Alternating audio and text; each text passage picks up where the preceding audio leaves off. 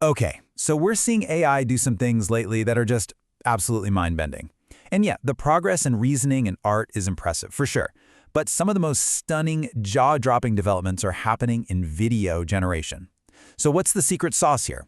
Well, that's what we're going to get into. Models like OpenAI Sora can spin up a video from just a simple text prompt. And what's so incredible is that these videos don't just look real, they feel real. You know, the lighting, the reflections, the way things move. It's like they just get the laws of physics. It feels like the AI has a genuine grasp of our world. And that, right there, brings up the huge question that researchers are wrestling with. Does the AI actually understand the world it's showing us? Does it know why a ball bounces a certain way, or why water ripples when the wind blows? Or is it just an unbelievably sophisticated pattern matcher? You know, a master illusionist that's learned how to copy reality perfectly, but with zero true comprehension. To even begin to answer that, we have to look under the hood at the technology that's making all this possible. It's called a world model, and believe me, it is right at the heart of the whole quest for artificial general intelligence. So, what even is a world model? Well, it's funny, because it turns out there isn't one single neat definition. The entire field is kind of split between two different philosophies, two very different ideas about what these models should be doing. Should they be understanding the world, or should they be predicting the future? Basically, the whole debate boils down to two big camps. On one side, you've got the understanding camp. Their goal is to build an AI with a rich, internal model so it can reason about cause and effect. You know, the why. Then you have the prediction camp. They're way less concerned with why and are completely focused on one thing, accurately simulating what is going to happen next. And you know this idea of a mental model? It's not some newfangled AI thing. Psychologists like Kenneth Craik were talking about this decades ago. It's this core idea that our own minds build these little small-scale models of reality to figure out what's coming. I mean, you do this all the time, right? When you imagine how a tricky conversation might play out, or you picture the best way to pack a suitcase, you're running a simulation inside your own personal world model. So let's dig into that first approach, this idea of building an internal reality for the AI. This is all about giving the machine a deep, conceptual grasp of how things actually work. Now, the key to this whole approach is creating something called an internal representation. And look, this is not about the AI just memorizing a bunch of pixels. No, it's about building an abstract, simplified map of reality inside its head. The AI learns the really essential relationships, things like gravity or the fact that objects don't just disappear, to build a foundation for genuine reasoning. So you can think of this internal representation as the AI's cognitive map.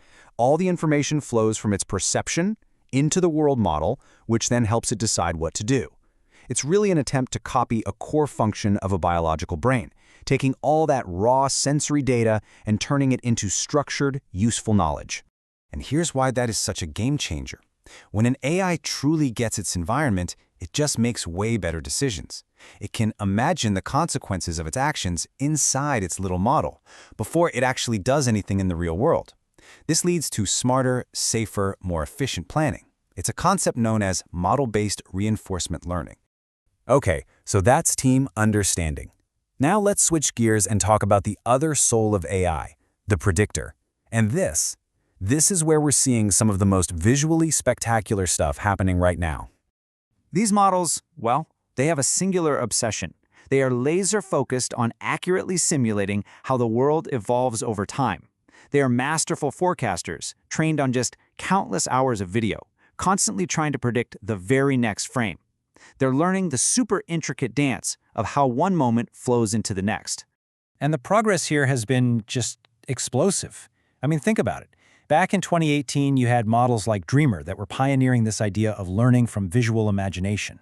Fast forward to 2022, and architectures like JIPA are learning abstract representations to predict things.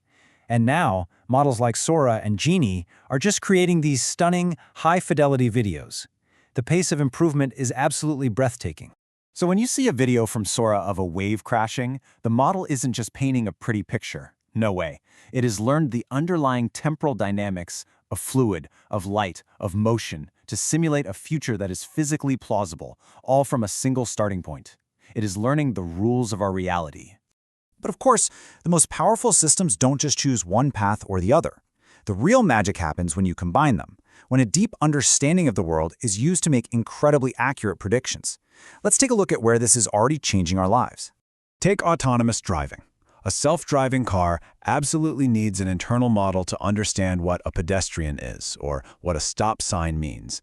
But it also desperately needs to predict what that car in front of it is going to do next.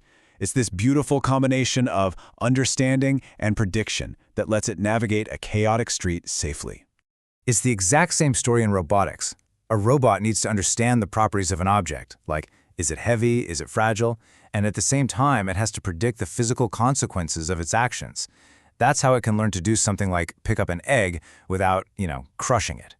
World models are also totally revolutionizing gaming. Literally, they're being used to simulate entire virtual worlds, from weather patterns to how all the non-player characters behave, creating these incredibly dynamic and responsive environments that feel truly alive.